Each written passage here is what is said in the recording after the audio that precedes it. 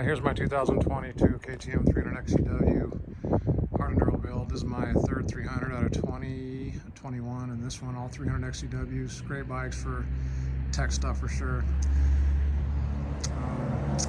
Start from the front, work back, maybe a little bit of up and down as I go. So I'm running the Golden Tire GT 216 AA 9121 front. I've ran these in the past. Great tire for what I do. Works great. On the rear, I'm doing the IRC IX09W 110 118.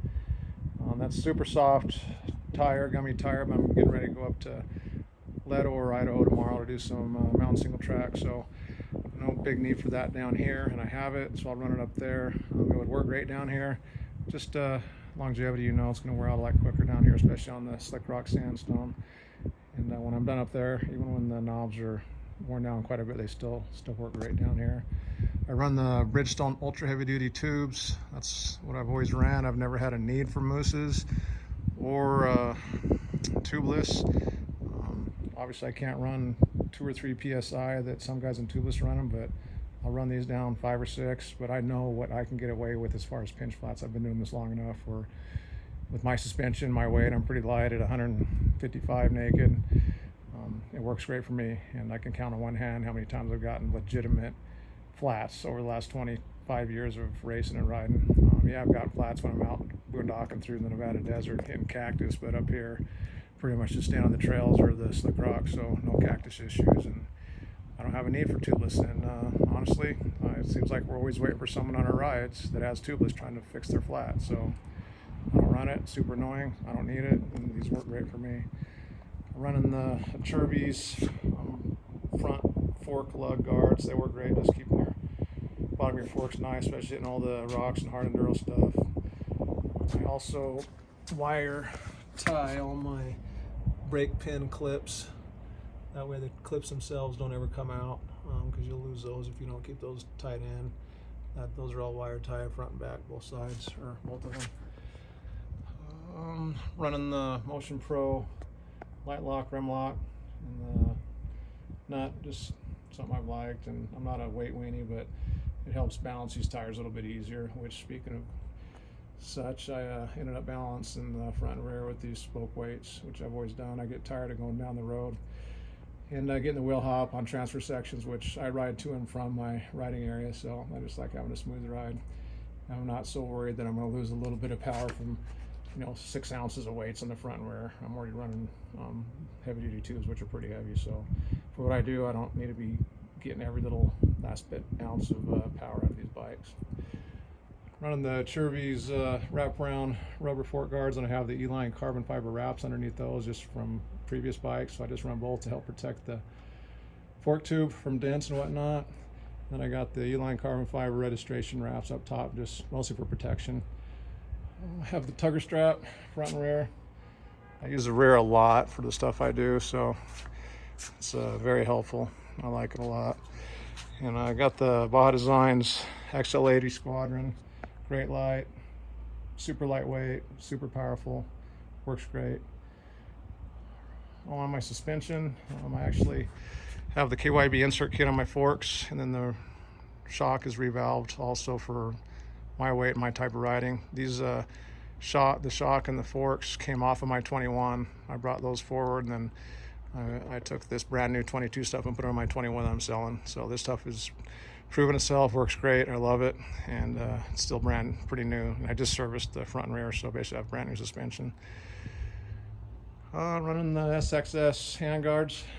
Super good. I used to run the Cycler wraparounds on flex bars, which I liked a lot, but I just want to try something different and lightweight, lighter, and I thought I was going to have issue breaking perches and levers, but because those wraparounds really help with that, and I've had 0 issues, and I've had some, not high-speed get offs, some pretty good tip overs or whatnot doing hard enduro stuff, and not had any issues. One thing I do is run my clutch perch bolts loose enough where my clutch perch and brake perch will rotate before it breaks the perch or the handle, because if you have these on tight, these SXS hand guards that are mounted to your perch will break your perch, so you got to be careful of that. Running the neck-in handlebars, nice bend. A buddy turned me onto those. I like the way they look in a nice bend. What else we got up here? I like to run a grip donut on the bottom of a 2-ride oil filler neck spacer filler upper thing. My oil fill tank, it just keeps everything clean, keeps the dirt and grime from getting up under there. Have the Chirby's 3.1 or 3.2 tank. I just do long enough rides all the time that I don't like dealing with, I don't know what a stock tank would get, maybe 60 miles. This will get 80. So I run that and I have no issues getting up on the bike or on the seat, and works great. Running the V-Force reed valve. I have the zip tie fuel filter, which is milled to accept the stock fuel filter piece, and it also accepts the zip tie fuel filter also accepts, it's milled where it will accept the stock small cone fuel filter also. So that's nice. The bulletproof designs, TPS guard, and I have the idle screw mod on this, where basically you can actually adjust the throttle pulley so you can adjust your idle without having to mess with your air screw, which KTM calls a throttle or an idle screw, which that's not the case, it's an air screw. So you start messing with your idle on the air screw, you're actually adjusting your air mixture, which you don't want. So I run that idle mod. Also, you can't see, but I'm running the 2-stroke performance medium compression head and ECU reflash. I also have the high compression head I put on for a mountain single track high elevation. I just did on my 21. I put the high compression head on for Wyoming, ran great. I just put the medium on here just to try it up in Idaho. I didn't want to put it on and just come home and swap it out right when I got back, so I'm just going to run it like this. But that 2-stroke performance at a South Bay Moto in Oakland, California, Steve Boardman, great customer service, great product. These ECU reflashes and heads really wake these bikes up, make them run how they're supposed to. I haven't actually ran this setup on this bike yet, other than just up and down the road to get my thermostat going so I could flush out my radiator from all the ethylene glycol, because I'm running the Evans waterless coolant. I had to get it, use their prep fluid to get rid of all that. But other than that, I mean, I haven't ridden it yet, but I know this is the same exact ECU and the same exact head that I ran on my other bike, and it ran great. I just swapped ECUs and had them re-flash my 21 ECU to the 22 ECU VIN, and I had them reflash my 22 ECU when I put that on my 21 and had them reflash that 21 VIN to that ECU, so the ECUs actually match the bikes now that they're respectively on.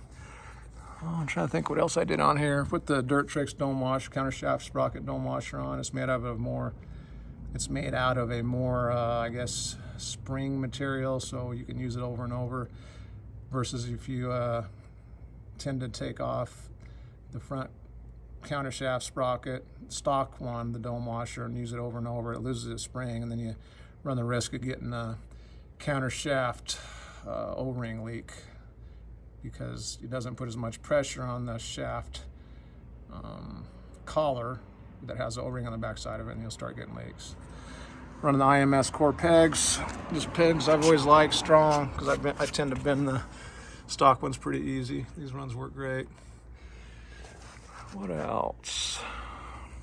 Other than the graphics, pretty much everything on this bike has a purpose. The graphics honestly have a purpose too. That way it just kind of keeps the plastic nice. So when I go to sell this bike next year, I can just peel the graphics off and have some pretty dang good new looking plastic. Just saves me and helps me in the long run. I'm running the side-by-side, or the SXS, not side-by-side, SXS slide plate, so super extreme slide plates. I've ran those on 3 bikes now, and they work great. Don't break, they mount up really well.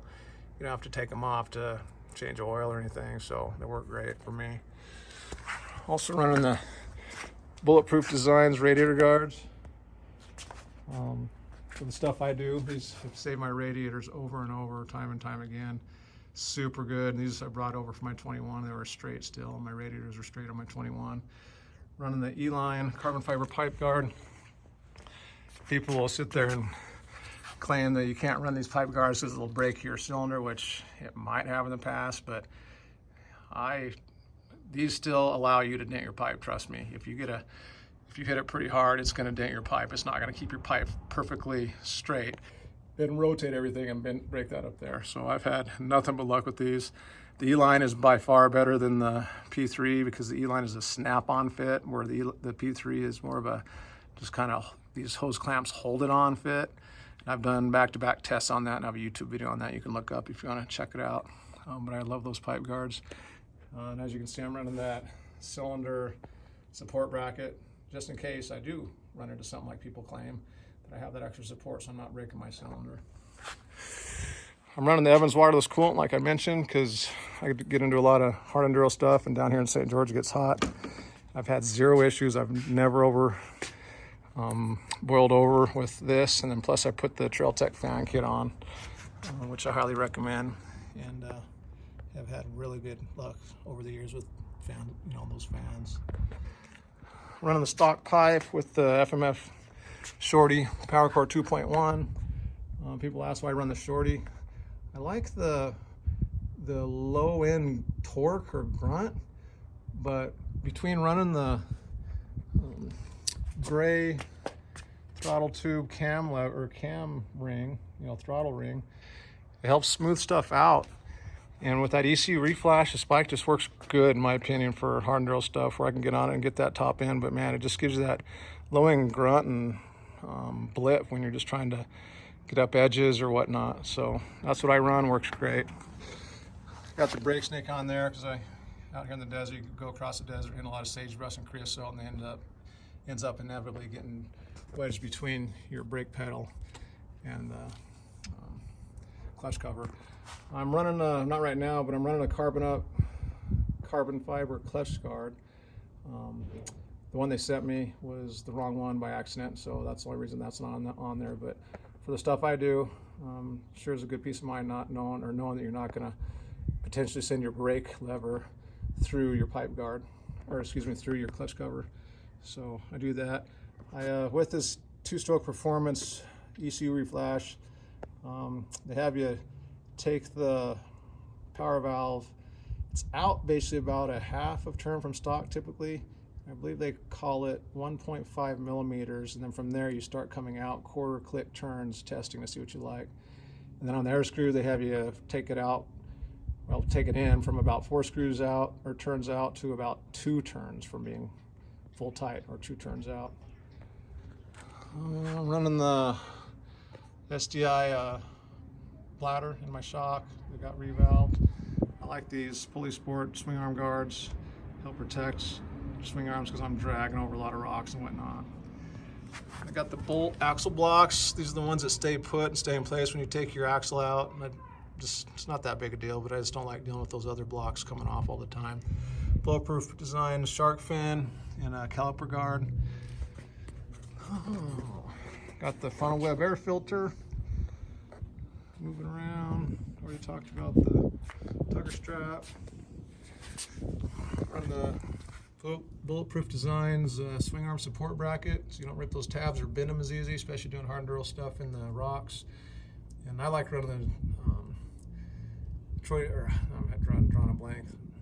TM Design Works factory chain guide. Although the stock one works great, I've just always ran these over the years, and I really like them. How they're just basically indestructible. Other than that, I'm trying to think what I got under the tank and under the seat. It just had to run power from my Trail Tech fan back to the battery. I'm running the ODI bar and grips just to help protect my bars and grips since I don't have the wraparounds anymore. That's about it. I'll give you the once around. See if I think of anything else that I missed. Oh, I am running the 2.0 CV4 radiator cap just to give me a higher boiling point since I ask a lot of these bikes and it's hot around here.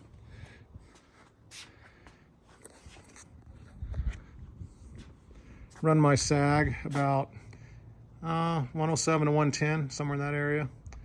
Run my bars in the neutral position, just in line with the forks. As far as this direction, I run them straight up, neutral, not forward, not rolled back. And then my forks I run on the second line from the top of the triple clamps. All right, well, that's my bike. Hopefully I gave you some ideas, and you can set up your bike to do what you like and have fun. All right, take care.